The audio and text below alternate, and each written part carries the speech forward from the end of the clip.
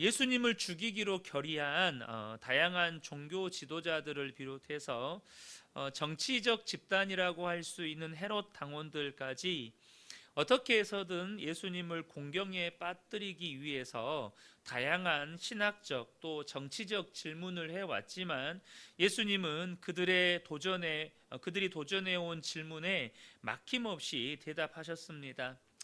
막힘없는 예수님의 답변에 그들은 더 이상 질문을 하지 못했습니다.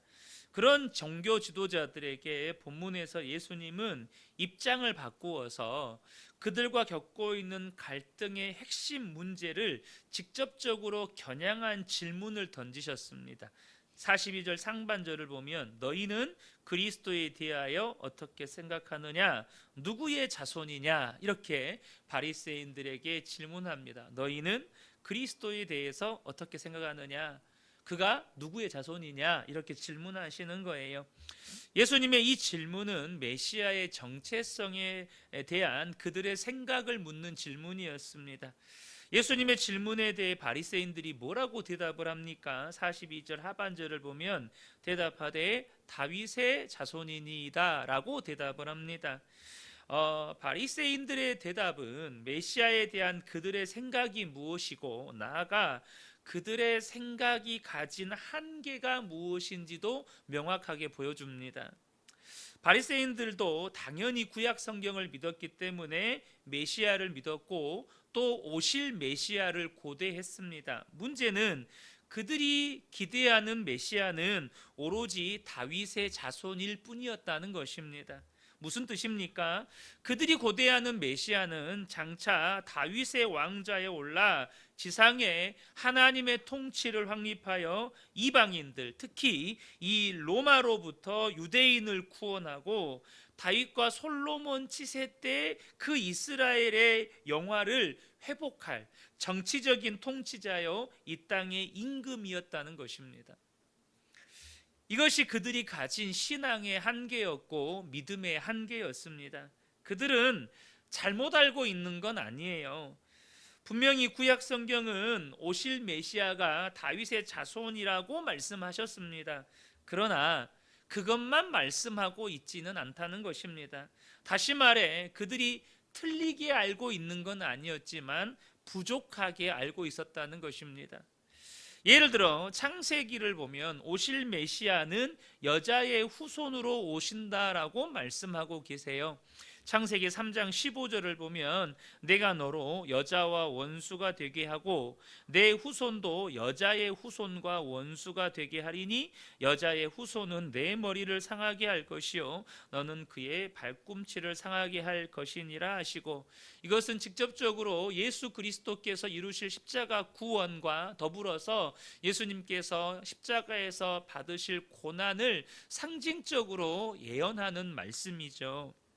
특별히 이사야 말씀은 오실 메시아가 단지 다윗의 후손으로 머물러 계실 수 없음을 분명하게 밝히고 있습니다.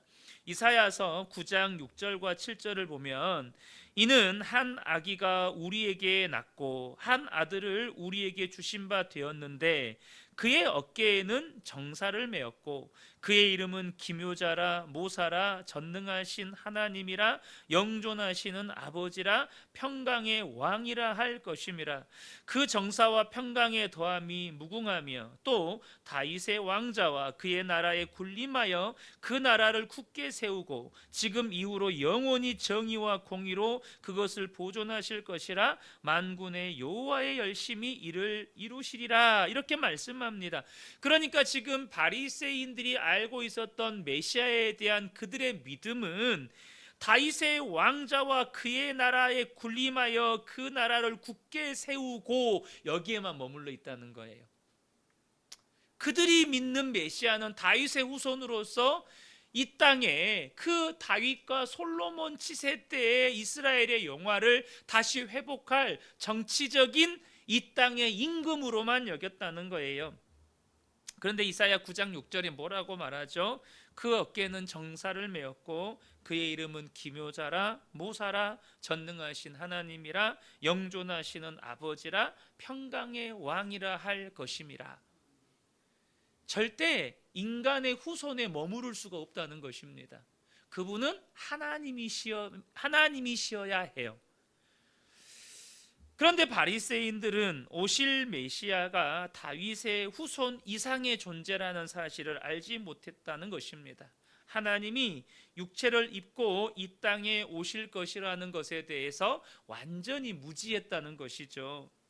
무엇보다 그분이 이 땅에 오셔서 이루실 일이 무엇인지도 이사야 말씀은 분명히 밝히고 있음에도 불구하고 그들은 오실 메시아가 이루실 일에 대한 지식이 전혀 없었어요. 그것에 대해 너무 무지했습니다.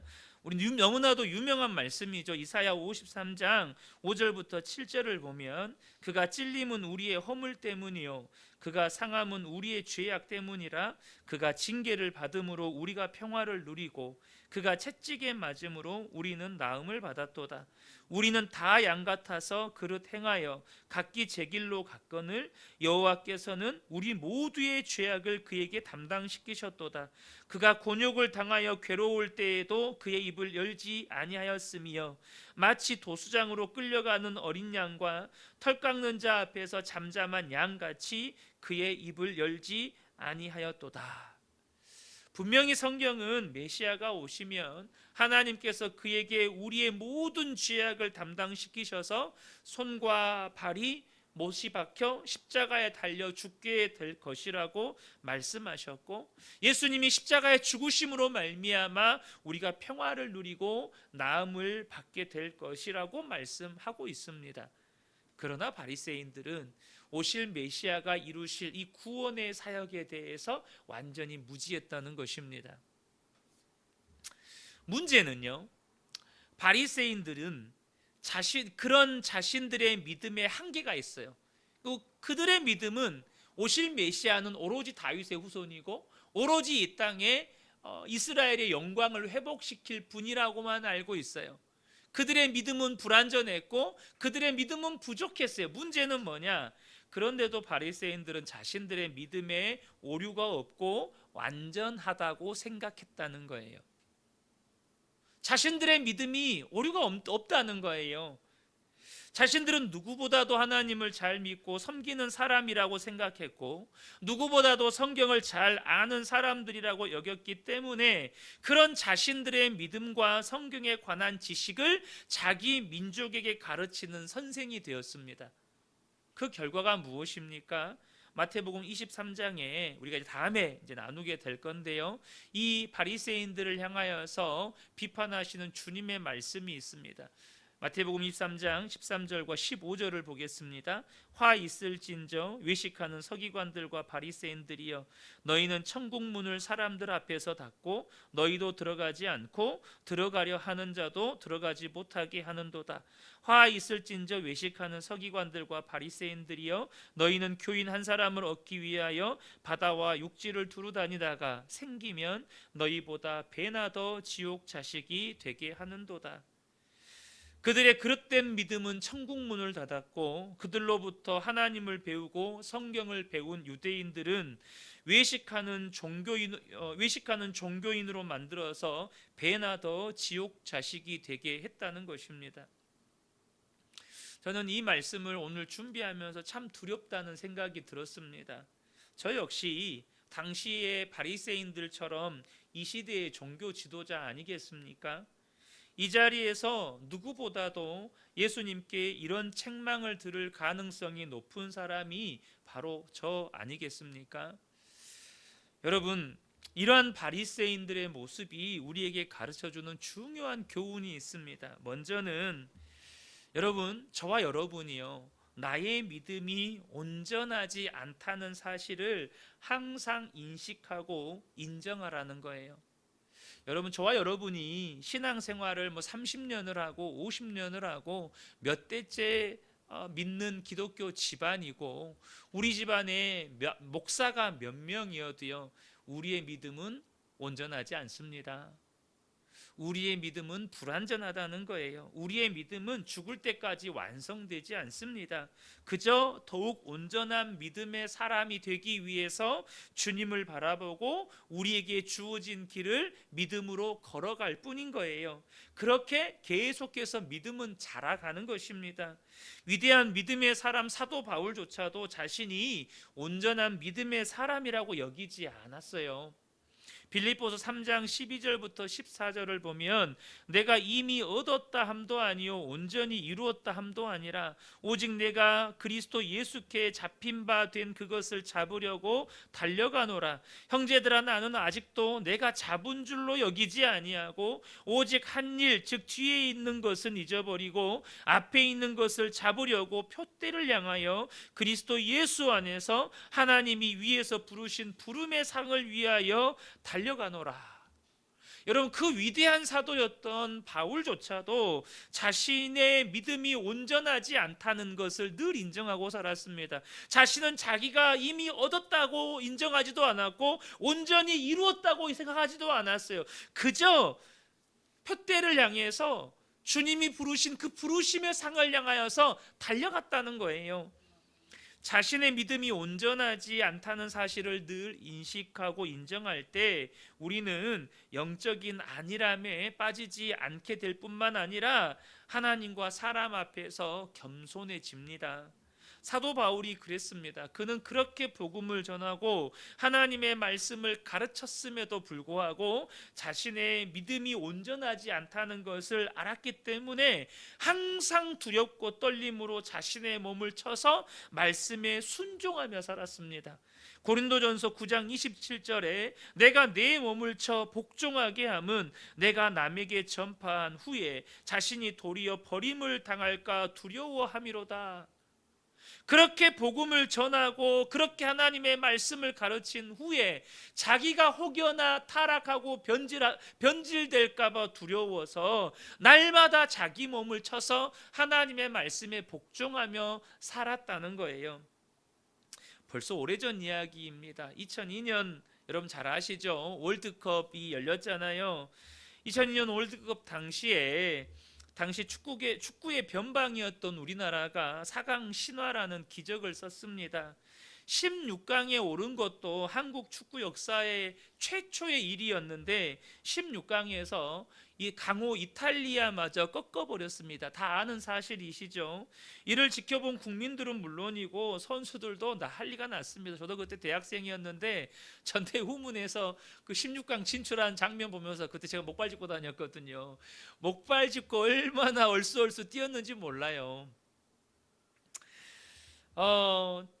지금 국민들도 마찬가지고 선수들도 난리가 났죠. 자신들이 한국 축구 역사상 어떤 선배들도 이루지 못한 일을 이루었다고 완전히 축제 분위기에 지금 빠져서 분위기가 붕 떠 있었습니다. 그때 히딩크 감독이 완전히 이 축제 분위기에 사로잡혀 있던 선수단을 향해서 큰 소리로 호통치면서 했던 유명한 말이 있습니다. 아마 아시는 분들 계실 거예요. 나는 아직도 목마르다. 선수단들에게 그렇게 말한 거예요. 나는 아직도 목마르다. 그 히딩크 감독의 말에 분위기에 취해서 안일해져 있던 선수들이 다시 마음을 다잡고 8강전에서 스페인을 꺾고 4강에 진출하는 쾌거를 이루게 됩니다. 여러분, 사도 바울 보세요. 자신을 통해서 하나님께서 얼마나 많은 일을 이루셨습니까? 얼마나 많은 역사를 행하셨습니까? 그럼에도 불구하고 그는 다 얻은 것도 아니고 온전히 이룬 것도 아니라고 인정했습니다. 그리고 그저 그는 오늘도 자신의 몸을 쳐서 복종하면서 자신에게 주어진 오늘 하루의 삶을 살았다는 거예요. 이렇게 자신의 믿음이 온전하지 않다는 사실을 늘 인식하고 인정하는 사람이 주님을 더욱 갈망하게 되고 무엇보다 진리의 말씀 앞에서 사도 바울처럼 자기의 몸을 쳐서 복종하는 그런 정직하고 겸손한 반응을 할 수 있게 된다는 것입니다. 우리는 누구도 온전하지 않습니다. 우리의 믿음은 온전하지 않아요. 우리는 그저 미완성인 우리가 조금 더 온전해지기 위해서 주님께서 부르신 그 길을 믿음으로 한 걸음 한 걸음 나아가는 사람들일 뿐입니다. 또 다른 두 번째 교훈은 뭐냐면, 그렇기에 우리가 항상 자신의 믿음을 점검해야 한다는 것입니다. 바리새인들의 믿음이 처음부터 그릇된 동기에서 시작되었거나 처음부터 잘못된 길로 들어선 것은 아니었습니다. 하지만 어느 순간부터 그들은 초심을 잃어버렸고 잘못된 길로 들어서게 됩니다. 분명 하나님은 그런 바리새인들에게 경고하셨을 거예요. 우리가 지난주 수요 예배 때요, 지난주가 아니죠, 이번 수요 예배죠. 이번 주 수요 예배 때 책망받은 에베소 교회에 관해서 잠깐 나누었습니다. 그들은 처음 사랑을 잃어버린 것 때문에 예수님께 책망을 받았습니다. 그런데 여러분, 예수님은 단지 그들의 잘못된 신앙에 책망하는 것으로 끝나지 않고 그들로 하여금 회개하고 돌이키라고 말씀으로 훈계하셨습니다. 요한계시록 2장 5절을 보면, 그러므로 어디서 떨어졌는지를 생각하고 회개하여 처음 행위를 가지라. 만일 그리하지 아니하고 회개하지 아니하면 내가 내게 가서 내 촛대를 그 자리에서 옮기리라. 지금 뭐라고 말씀하시는 겁니까? 간략하게 이야기하면 어디에서 너희들의 믿음이 떨어졌는지 너희들의 믿음 점검해라 라는 말씀입니다. 여러분, 이것은요 단순히 믿음의 원리만이 아니고요, 우리의 삶을 살아감에 있어서 너무나도 중요한 원리입니다. 지금 대통령이, 여러분, 그 국무회의를 이렇게 공개적으로 하잖아요. 여러분 다 아시죠? 공개적으로 하면서 어떻게 합니까? 대통령이 지시한 사항을 잘 이행했다면 어떻게 이행했고 어떤 결과를 얻었는지 각 장관들을 비롯해서 그 고위 관료들이 대통령 앞에서 다 보고해야 됩니다. 대통령이 뭐 하는 겁니까? 점검하는 겁니다. 그래야 국가 시스템이 정말로 부패하지 않고 제대로 돌아갈 수 있기 때문에 이렇게 점검하는 것이죠. 운동선수들도 마찬가지입니다. 여러분, 운동선수들이요 슬럼프가 올 때가 있어요. 예를 들어서 야구 선수가 어느 순간 타자라면 타율이 급격하게 떨어지는 경우가 있을 수 있고, 투수라면 방어율이 이렇게 급격하게 떨어집니다. 공의 속도라든지 이런 궤적이라든지 이런 것들이 급격하게 나빠져요. 여러 가지 문제가 있을 수 있죠. 그래서 다양한 진단들을 통해서 다시 컨디션을 끌어올리기 위해서 정말 많은 노력을 합니다. 그 가운데 하나가 뭐냐면, 다시 폼을 끌어올리기 위해서 그 선수가 폼이 가장 좋았을 때의 영상, 그리고 현재 영상을 비교해 가면서 자세가 어디에서 어떻게 어떤 모양으로 나빠졌는지를 진단하고 가장 성적이 좋았을 때의 폼을 회복하기 위해서 끊임없이 노력한다는 거예요. 여러분, 주님이 이렇게 에베소 교회를 향해서 어디에서 떨어졌는지를 생각하고 회개해서 처음 행위를 가져라 라고 그들의 믿음을 점검하게 하셨습니다. 여러분, 주님이 에베소 교회에만 그렇게 하실까요? 그렇지 않다는 거죠. 분명 바리새인들이 초심을 잃기 시작하고 잘못된 길로 막 들어서기 시작할 때 다양한 사람들을 통해서 다양한 방법으로 경고하셨을 것입니다. 그러나 지금의 결과가 나왔다는 것은 그들이 자기들의 믿음을 점검하지 않았다는 뜻입니다. 자기들의 믿음이 하나님의 말씀에서 얼마나 멀리 떨어져 있는지를 돌아보지 않았다는 거예요. 사도 바울은 고린도 교회 성도들을 향해서 그들의 믿음을 점검할 것을 강력하게 명령하며 권합니다. 고린도 후서 13장 5절에 너희는 믿음 안에 있는가 너희 자신을 시험하고 너희 자신을 확증하라. 예수 그리스도께서 너희 안에 계신 줄을 너희가 스스로 알지 못하느냐? 그렇지 않으면 너희는 버림받은 자니라. 계속해서 끊임없이 믿음을 점검해서 정말로 내가 바른 믿음, 정말 예수님이 내 안에 계시다는 것을 분명하게 믿고 있는 믿음을 가지고 있는지를 늘 점검하라는 것이죠. 여러분, 우리가요 우리의 믿음을 점검하지 않으면 어느 순간 나도 모르게 에베소 교회처럼 처음 사랑을 잃어버리게 됩니다. 어느 순간 나도 모르게 바리새인들처럼 변질된 종교인이 되어버립니다. 여러분, 날마다 여러분의 믿음을 점검하시기를 축복합니다. 믿음을 점검하셔야 돼요. 정말로 우리의 믿음이 하나님의 말씀에서 얼마나 멀리 떨어져 있는지. 여러분, 하루하루는요 잘 몰라요. 그날은 잘 모른다고요. 오늘 내가 말씀에서 얼마나 멀리 떨어져 있는지. 근데 점검하지 않고 1년이 지나고 2년이 지나고 3년이 지나잖아요. 그러면요 내가 진짜 예수를 믿는 사람인지 아닌 사람인지도 모를 만큼 말씀에서 멀리 떠나 있게 돼요.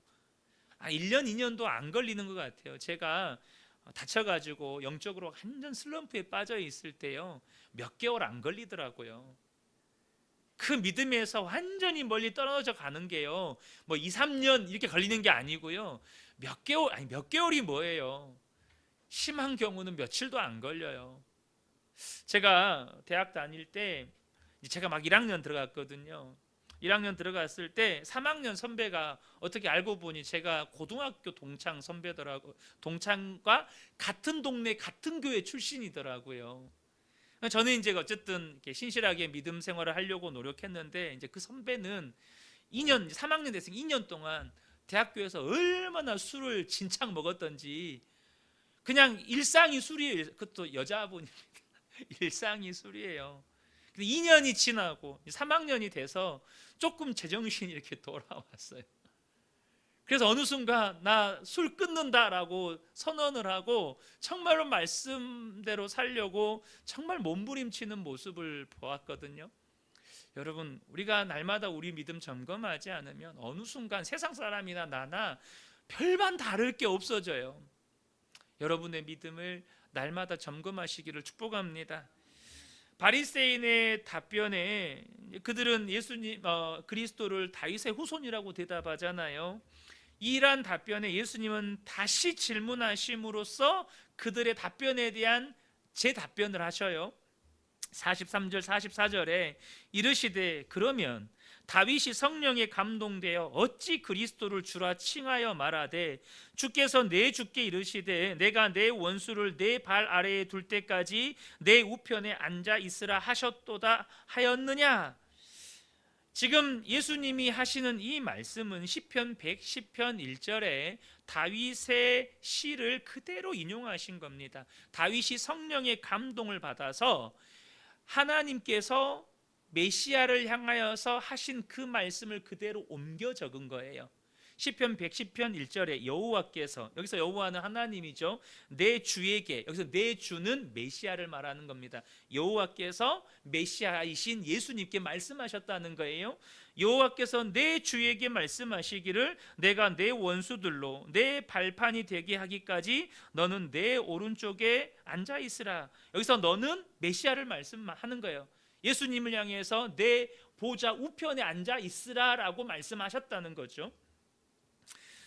성령의 감동을 받은 다윗이 예수님이 이 땅에 오시기 수백 년 전에 예언의 말씀을 받아요, 하나님께. 그런데 그 메시아가 단순히 자신의 혈통적인 후손이 아니라 하나님의 아들이심을 알게 되어서 뭐라고 고백해요? 주라고 고백한다는 거예요. 예수 그리스도를 향해서 수백 년 전에 다윗이 오실 메시아를 말씀으로 받고 그 오실 메시아를 향해서 주님이라고 고백했다는 거예요. 메시아는 분명히 인간적으로는 다윗의 후손이시지만 동시에 하나님의 거룩한 아들이신 것입니다. 그러나 종교 지도자들은 메시아가 인간인 다윗의 후손 이상의 신분이라는 것을 이해를 못하는 거예요. 특별히 예수님께서 인용하신 말씀 가운데 너는 내 우편에 앉아 있으라 라는 이 표현은 메시아가 장차 임할 하나님 나라에서 가장 높은 영광과 권위의 자리인 하나님 보좌 우편에 앉으실 것이라는 의미입니다. 이런 시편의 말씀을 인용하시면서 주님은 메시아의 정체성 논쟁에 종지부를 찍으십니다. 다윗도 주라 말씀하였는데, 다윗도 주라고 고백했는데 어떻게 메시아가 다윗의 후손일 수 있느냐, 다윗의 후손에만 머물 수 있느냐라는 거예요. 이 45절에 다윗이 그리스도를 주라 칭하였은즉 어찌 그의 자손이 되겠느냐. 그들이 그렇게 다시 회복하기를 바라는 왕조를 세운 위대한 다윗 왕조차 메시아를 주라고 고백했다면 너희 바리새인들은 어떻게 메시아를 다윗의 자손으로만 생각할 수 있느냐라는 거예요. 그러니까 지금 예수님은 바리새인들을 향해서 처음에 예수님 질문하셨잖아요. 너희는 그리스도에 대해서 어떻게 생각하느냐, 누구의 자손이냐 라는 이 질문에 바리새인들은 뭐라고 대답했어야 돼요? 다윗은 메시아를 자신의 주라고 고백했습니다. 이렇게 대답했어야 했어요. 그들이 성경을 안다면 다윗은 메시아를 주님이라고 고백했습니다. 이렇게 대답을 했어야 했어요. 예수님은 바리새인들을 향해서 하신 질문과 그에 대한 대답을 통해서 자신이 하나님의 아들이시라는 사실을 이곳에서 분명하게 드러내신 것입니다. 그런데 여기서 더욱 중요한 것은요, 다윗이 메시아를 향해서, 예수님을 향해서 주라고 고백했다는 게 아니에요. 수백 년 전에 다윗이 예수님을 주라고 고백한 게 뭐가 그렇게 중요해요? 다윗이 예수님을 주라고 고백하고 구원 받았잖아요. 그건 별로 안 중요해요. 그럼 뭐가 중요하죠? 지금 바리새인들이 예수님을 어떻게 생각하느냐가 중요한 거예요. 지금 바리새인들이 너희는 메시아를 어떻게 생각하고 있느냐고 묻는 거예요. 그 위대한 다윗 왕조차도 나를 향해 주라고 고백했다. 그렇다면 너희는 나를 누구라고 생각하느냐라는 이 질문을 바리새인들에게 던지고 계시는 것입니다. 예수님께서 직접적으로 질문하고 계시지 않지만 지금 그들에게 그리스도를 향한, 메시아를 향한 그들의 신앙을 묻는 거예요. 예수님은 마태복음 16장에서 제자들에게도 이와 비슷한 질문을 하셨습니다. 너희는 나를 누구라 하느냐? 그때 베드로가 주는 그리스도시요 살아계신 하나님의 아들이십니다 라고 고백했습니다. 사랑하는 성도 여러분, 이것이 저와 여러분의 고백인 줄로 믿습니다. 바리새인들은요, 예수님의 이 질문에 대답했어야 했습니다. 그러나 그들의 반응이 뭐죠? 위대한 다윗조차 나를 주라고 고백했는데 너희는 도대체 나를 누구라고 생각하느냐? 나에 대해서 너희들은 어떤 믿음을 가지고 있느냐? 그들은 반박할 수가 없었어요. 다윗조차도 메시아를 주라고 고백했다는 것을 반박할 수가 없는 거예요. 그러니까 46절에 한마디도 능히 대답하는 자가 없고 그날부터 감히 그에게 묻는 자도 없더라. 그들은 대답하지 않았습니다. 이게 무슨 의미죠? 침묵으로 대답한 거예요. 다시 말하면 그들은 예수님의 질문에 침묵함으로 그들 앞에 계신 메시아를 주로 고백하기를 거부한 것입니다. 침묵으로 거부한 거예요. 왜 거부했을까요?